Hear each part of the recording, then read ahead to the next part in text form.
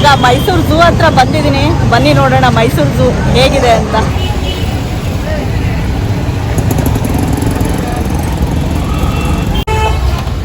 ಸಿಕ್ಕಾಪಟ್ಟೆ ರಶ್ ಇದೆ sir. Ticket ಎಲ್ಲಿ ತಗೊಬೇಕು? ಒಳಗಡೆನಾ?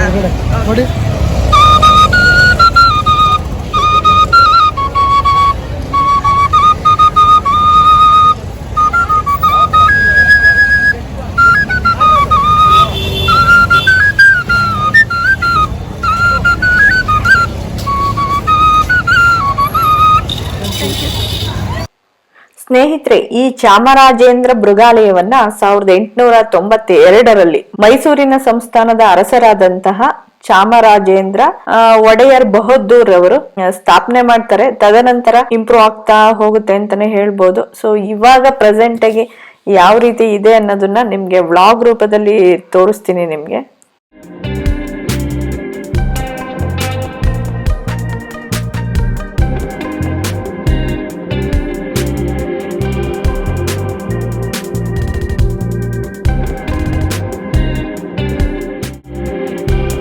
ಇಲ್ಲೆಲ್ಲ ಚೆಕ್ ಆಗಿಬಿಟ್ಟು ಒಳಗಡೆ ಬರಬೇಕು. ಝೂಗೆ ಎಂಟ್ರೆನ್ಸ್ ಇದೇನೆ.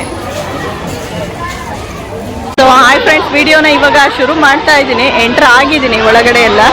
ಸೊ ಇವಾಗ ನಿಮಗೆ ಝೂ ಯಾವ ರೀತಿ ಇದೆ ಅಂದ್ಬಿಟ್ಟು ನಿಮಗೆ ತೋರಿಸ್ತೀನಿ ಸಾಧ್ಯವಾದಷ್ಟು. ಸಿಕ್ಕಾಪಟ್ಟೆ ರಶ್ ಇದೆ ಇವತ್ತು, ಜನ ಜಾಸ್ತಿ ಇದ್ದಾರೆ ಸಂಡೇ ಆದ್ರಿಂದ. ಈ ಕಡೆ ಫಸ್ಟ್ಗೆನೆ ನಿಮ್ಗೆ ಎಂಟ್ರ್ ಆದ ತಕ್ಷಣ ಪಕ್ಷಿಗಳ ಕೇಜಸ್ ಸಿಗುತ್ತೆ ನಿಮ್ಗೆ. ಅಲ್ಲಿ ಒಳಗಡೆ ನೋಡ್ತಿರ್ಬೋದು, ನವಿಲು ಕಾಣ್ತಾ ಇದೆ ನೋಡಿ.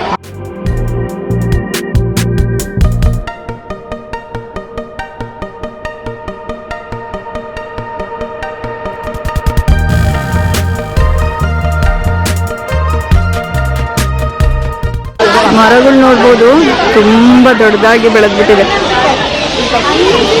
ಸೊ ಆ ಕಡೆ ಗಿಳಿ ಕೇಜ್ ಇದೆ, ನೋಡೋಣ ಬನ್ನಿ.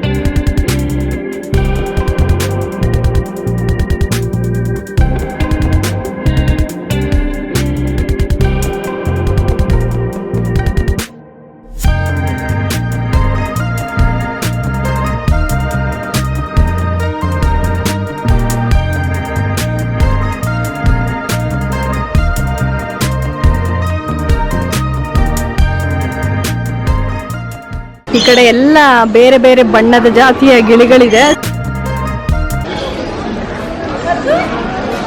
ಒಳಗಡೆ ಒಂದು ಕೂತಿದೆ ಗೂಡ್ ಹತ್ರ, ಇಲ್ಲೊಂದಿದೆ, ಅಲ್ಲೊಂದು ಎರಡು ಹೆಂಗ್ ಹತ್ರ ಕೂತಿದೆ.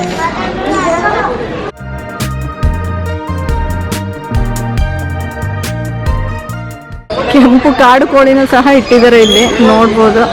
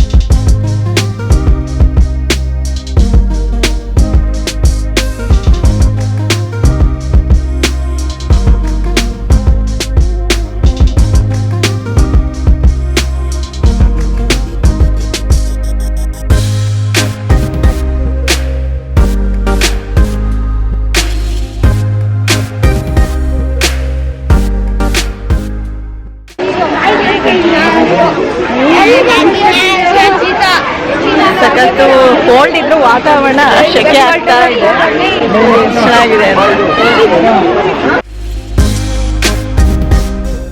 ಸೊ ಹುಲಿ ಚಿರತೆ ನೋಡೋಕ್ಕೋಸ್ಕರ ಹೋಗ್ತಾ ಇದ್ದೀವಿ. ಫಸ್ಟ್ ನೋಡ್ಕೊಂಡು ಆಮೇಲೆ ಆ ಕಡೆ ಹೋಗೋಣ ಅಂತ.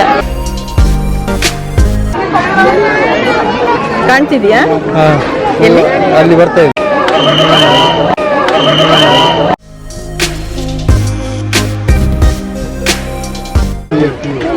ಫ್ರೆಂಡ್ಸ್ ನೋಡಿ ಮಲಗಿದೆ, ಮಲಗಿದೆ ಮೇಡಮ್.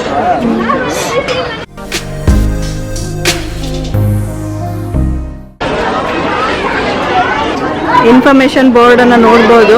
ಹುಲಿ ಬಗ್ಗೆ, ಚಿರತೆ ಬಗ್ಗೆ ಸಾಕಷ್ಟು ಮಾಹಿತಿಯನ್ನ ಕಾಣ್ಬೋದು.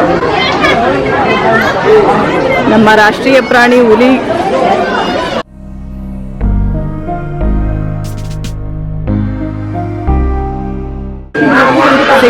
ಹೊರಗಡೆ ಮಲಗಿದೆ, ಝೂಮ್ ಆಗ್ತೀನಿ ಇವಾಗ.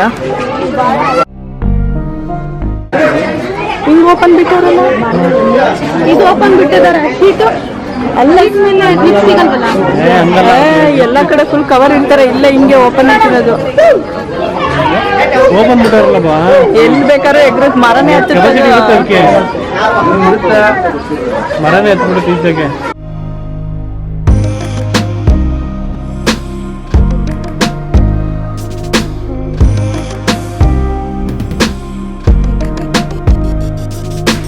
ಆ ಸೈಡ್ ಇಂದ ನೋಡಕ್ ಆಗಲ್ಲ, ಈ ಕಡೆನೆ ತೋರಿಸ್ತಾ ಇದೀನಿ. ತುಂಬಾ ಹತ್ರದಿಂದ ನೋಡ್ಬೋದು ಚಿರತೆನ. ಎರಡು ಮಲಗ್ಬಿಟ್ಟಿದೆ, ತುಂಬಾನೇ ದೊಡ್ಡದಿದೆ. ಮೇ ಬಿ ಒಂದ್ ಗಂಡು ಒಂದ್ ಹೆಣ್ಣು ಇದೇ ರೀತಿ ಬಿಟ್ಟಿರ್ತಾರೆ. ಆ ಕಡೆ ಕಲ್ಸಂದಿನೂ ಸಹ ಒಂದು ನೋಡ್ಬೋದು, ಅಲ್ಲೊಂದು ಮಲಗಿದೆ.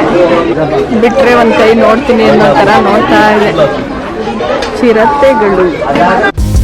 ಫ್ರೆಂಡ್ಸ್, ಫುಡ್ ಎಲ್ಲ ಏನು ತಗೊಂಡ್ಬರ್ಬೇಡಿ. ಝೂ ನೋಡಕ್ ಬಂದ್ರೆ ಒಂದ್ ಬಿಸ್ಕೆಟ್ ಪಟ್ಟಣ ಸಹ ಒಳಗಡೆ ಬಿಡಲ್ಲ, ಯಾಕಂದ್ರೆ ಪ್ರಾಣಿಗಳಿಗೆ ಹಾಕೋ ಚಾನ್ಸಸ್ ಇರುತ್ತೆ ಅಂದ್ಬಿಟ್ಟು ಎಲ್ಲನೂ ವಾಪಸ್ಸು ಇಸ್ಕೊಂಡು ಇದು ಮಾಡ್ತಾರೆ.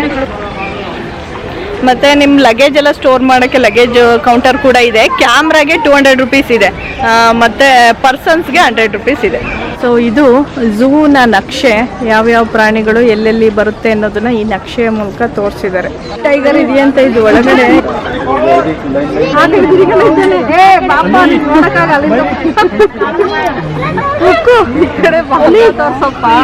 ಕಾಣ್ತಾನೆ ಇಲ್ಲ ಅದು. ಬನ್ನಿ, ಸಿಂಹ ತೋರಿಸ್ತೀನಿ. ಸಿಂಹ ಒಂದು ರಾಜಾರೋಷವಾಗಿ ಓಡಾಡ್ತಿದೆ ಸೌಂಡ್ ಮಾಡ್ಕೊಂಡು. ಇನ್ನೆಲ್ಲಾ ಪ್ರಾಣಿಗಳು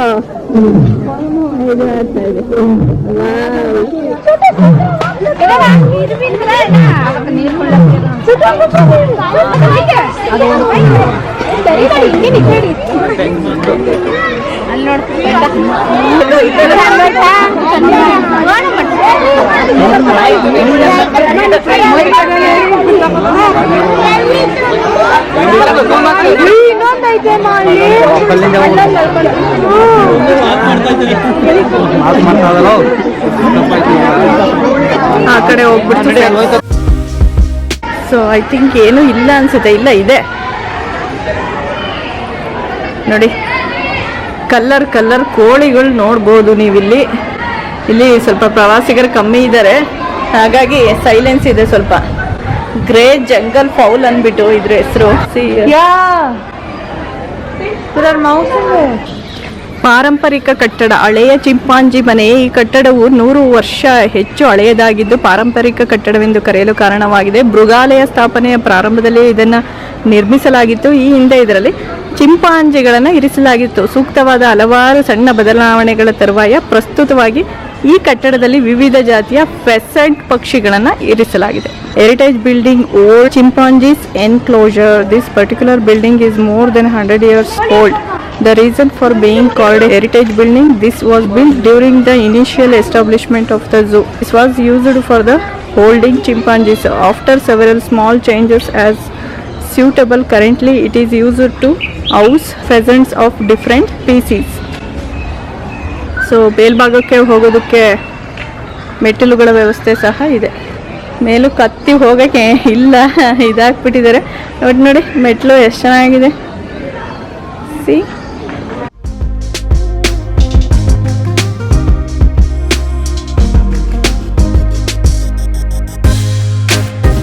ಈ ಕಡೆ ಬಾಕ್ಸಲ್ಲಿ ಏನೂ ಇಲ್ಲ, ಆ ಕಡೆ ಏನೋ ಇರಂಗಿದೆ. ರೇ ಜಂಗಲ್ ಫೌಲ್ ಅಂತ ಇದೆ, ಈ ಕಡೆನೂ ಒಂದು 2 ಇಟ್ಟಿದ್ದಾರೆ.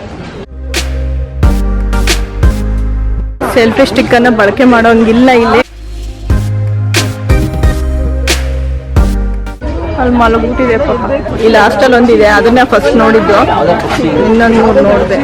ನ್ಯಾಚುರಲ್ ಆಗಿ ಓಡಾಡ್ತಾ ಇದೆ ಝೂ ಒಳಗೆ. ನೋಡಿ ಎಷ್ಟು ಫ್ರೆಂಡ್ಲಿ ಆಗಿದೆ.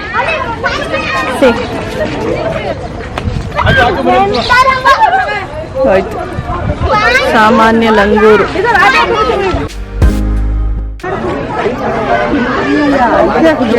ಬಾಹುಬಲಿ ಇದ್ದಂಗೆ ಹತ್ರ ಬಂದು ಬಿಡ್ತದೆ.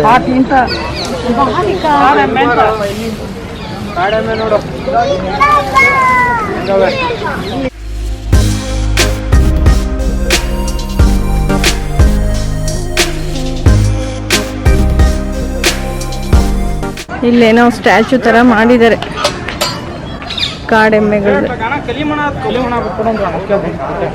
ಇನ್ನು ಎಲ್ಲ ಒಳಗಡೆ ಎಲ್ಲ ಏನೇನೋ ಕೆಲಸ ನಡೀತಾ ಇದೆ ನೋಡಿ. ದಾಸವಾಳ ಎಲ್ಲ ತುಂಬ ಚೆನ್ನಾಗಿ ಬೆಳೆಸಿದ್ದಾರೆ. ಪಾರ್ಕಲ್ಲಿ ಹೇಳೋದಾದರೆ ಕರ್ನಾಟಕದ ಅತಿ ದೊಡ್ಡ ಡ್ಯಾಮ್ ಆಲ್ಮಟ್ಟಿಯಲ್ಲಿ ದಾಸವಾಳ ಗಿಡಗಳು ತುಂಬ ಚೆನ್ನಾಗಿ ಬೆಳೆಸಿದ್ದಾರೆ. ಆಲ್ಮಟ್ಟಿ ಪಾರ್ಕ್ ಅಂತೂ ತುಂಬಾ ಚೆನ್ನಾಗಿದೆ. ಅಲ್ಲಿ ಅಷ್ಟು ಬಿಸಿಲಿದ್ರು ಉತ್ತರ ಕರ್ನಾಟಕದಲ್ಲಿ ಆ ಪಾರ್ಕನ್ನು ಅಷ್ಟು ಮೇಂಟೈನ್ ಮಾಡಿದಾರಲ್ಲ, ಅದಕ್ಕೆ ಹ್ಯಾಟ್ಸ್ ಆಫ್ ಅಂತ ಹೇಳಬೇಕು. ಸಾಧ್ಯವಾದರೆ ಯಾವಾಗಲಾರು ಒಂದ್ಸಲ ನಿಮಗೆ ತೋರಿಸ್ತೀನಿ ಆಲ್ಮಟ್ಟಿ ಡ್ಯಾಮ್ನ, ಲಾಲ್ ಬಹದ್ದೂರ್ ಶಾಸ್ತ್ರಿ ಪಾರ್ಕನ್ನು. ಬಟ್ ಒಳಗಡೆ ಹೋಗಿದೆ ಅನಿಸುತ್ತೆ, ಕಾಣಿಸ್ತಾ ಇಲ್ಲ. ಅದನ್ನು ಫುಲ್ ಗ್ಲಾಸ್ ಒಳಗೆ ಇಟ್ಟಿದ್ದಾರೆ. ಝೂಮ್ ಹಾಕ್ತೀನಿ ನೋಡಿ. ಅದು ಮೋಸ್ಟ್ಲಿ ತಪ್ಪಿಸ್ಕೊಂಡು ಹೋಗುತ್ತೆ ಅನ್ನೋ ಕಾರಣಕ್ಕೆ ಎಲ್ಲ ಹೊರಟೆ ಹೋಯ್ತು. ಸೊ ಇದು ಹೆಂಡಿಂಗು. ಸೊ ನಾವು ಫ್ರಂಟ್ ಈ ಕಡೆಯಿಂದ ಬಂದಿದ್ದೀವಿ. ಮೃಗಾಲಯದ ನಿಯಮಗಳನ್ನು ಫಾಲೋ ಮಾಡಿ. ನಿಯಮಗಳು ಏನಿರುತ್ತೆ ಅಂತ ಅಂದರೆ ಜಾಸ್ತಿ ಎಲ್ಲ ಸೌಂಡ್ ಮಾಡೋಕ್ಕೋಗ್ಬಾರ್ದು, ಪ್ರಾಣಿಗಳಿಗೆ ಡಿಸ್ಟರ್ಬ್ ಆಗುತ್ತೆ, ಪ್ಲಸ್ ಗಲೀಜು ಮಾಡಬಾರ್ದು. ಅದು ಮೇಯ್ನ್ ಥಿಂಗು, ಕ್ಲೀನ್ನೆಸ್ ಮೇಂಟೈನ್ ಮಾಡಬೇಕು. ಮತ್ತು ನಾವು ತಂದಂಥ ಫುಡ್ಗಳೇನನ್ನು ಪ್ರಾಣಿಗಳಿಗೆ ಹಾಕಬಾರ್ದು. ಗ್ರಿಲ್ಸ್ ಮೇಲೆಲ್ಲ ಹತ್ತೋದು ಆ ಥರದ್ದೆಲ್ಲ ಏನು ಮಾಡಬಾರ್ದು. ಅಷ್ಟು ನಿಯಮಗಳನ್ನು ಪಾಲಿಸಿದ್ರೆ ಒಳ್ಳೆಯದು. ಜೊತೆಗೆ ಮಾಸ್ಕ್ ಕೂಡ ಕಡ್ಡಾಯ. ಇಲ್ಲಿ ಕುಡಿಯೋ ನೀರಿನ ವ್ಯವಸ್ಥೆ ಕೂಡ ಇದೆ.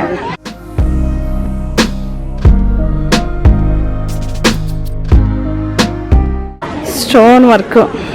ಅಲ್ಲಿ ಒಂದು ಝೂ ಹಾಸ್ಪಿಟಲ್ ಕೂಡ ಇದೆ. ಪ್ರಾಣಿಗಳು ರಿಲೇಟೆಡ್ ಇರಬೇಕದು. ಯಾವ್ದಾದ್ರು ಪ್ರಾಣಿಗಳಿಗೆ ಎಮರ್ಜೆನ್ಸಿ ಇದ್ದರೆ ಇಲ್ಲಿಂದ ಟ್ರೀಟ್ ಮಾಡ್ತಾರೆ ಅನಿಸುತ್ತೆ. ಪಾಕಶಾಲೆ, ಪ್ರಾಣಿಗಳಿಗೆಲ್ಲ ಏನು ಊಟವನ್ನು, ಕೆಲವೊಂದು ಪ್ರಾಣಿಗಳಿಗೆ ಊಟವನ್ನು ಬೇಯಿಸಿ ಹಾಕುವಂಥದ್ದಿರುತ್ತೆ.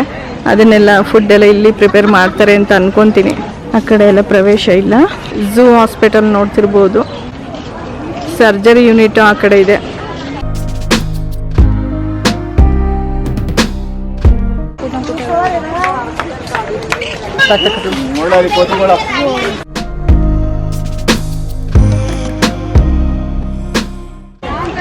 ಈ ಕಡೆ ದಕ್ಷಿಣ ಬಿಳಿ ಗೇಂಡಾಮೃಗಗಳನ್ನು ನೋಡೋಣ ಈಗ.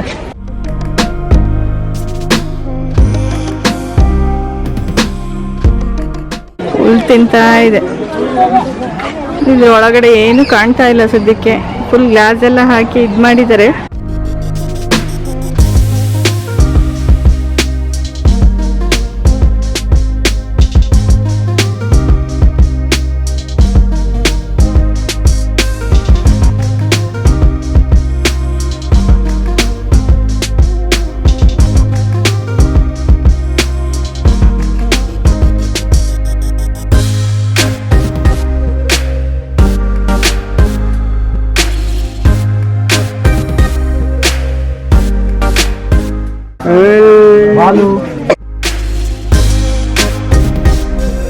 ನೋಡಿ, ಟ್ಯಾಕ್ಸ್ ಫ್ರೀ ಅಂತೆ. ಒಂದು ಮೃಗಾಲಯದ ಒಂದು ಪ್ರಾಣಿ ಏನಾದರೂ ದತ್ತು ಸ್ವೀಕರಿಸಿದ್ರೆ ನಿಮಗೆ ಟ್ಯಾಕ್ಸಿಂದ ವಿನಾಯಿತಿ ಸಿಗುತ್ತಂತೆ. ಸೊ ಮೇ ಬಿ ಅದಕ್ಕೋಸ್ಕರನೇ ಏನೋ ಫಿಲಿಮ್ ಆ್ಯಕ್ಟ್ರಸ್ಗಳೆಲ್ಲ ಪ್ರಾಣಿಗಳನ್ನು ದತ್ತು ತಗೋತಾರೆ. ಕೆಲವರು ತುಂಬ ಒಳ್ಳೆ ಮನಸ್ಸಿಂದನೇ ತಗೊಂಡಿರ್ತಾರೆ.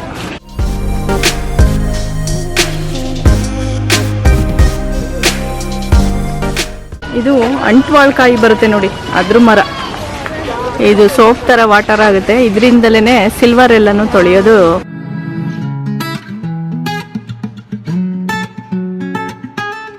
ಏನು ಓದಿದ್ದೀರಾ ಅಜ್ಜಿ ಅವಾಗಿನ ಕಾಲದಲ್ಲಿ? ನಾವು ಹಿಂದೂ ಕಾಲರು 5ನೇ ಕ್ಲಾಸಿಗೆ ಓದಿರೋದು. ಆದ್ರೂ ಎಷ್ಟು ಚೆನ್ನಾಗಿ ಕನ್ನಡ ಓದಿದ್ರಿ. ಕನ್ನಡ ಓದ್ತೀನಿ ಅವೆಲ್ಲ. ಯಾವ ಊರು ನಿಮ್ದು? ನಮ್ದೆಲ್ಲ ನೇರಳೆ, ನಾವು ಕೋಟೆ ಕೊಡೆಯವರು. ಹೌದಾ? ಓಕೆ, ನಾವು ಹಾಸನ್ನು. ಹೌದಾ?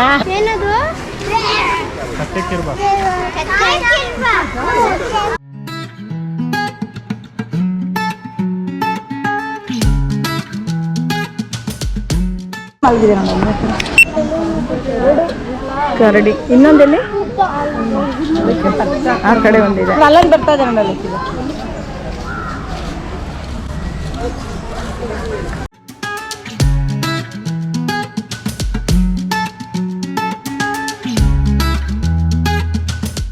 ಇನ್ನೇನು ಮುಗಿಯಕ್ಕೆ ಬಂತು ನೋಡಿ, ಹೋಗ್ಬೇಕು ಇವಾಗ. ಇನ್ನೊಂದು ಸ್ವಲ್ಪ ದೂರ ಇದೆ ಅಷ್ಟೇ.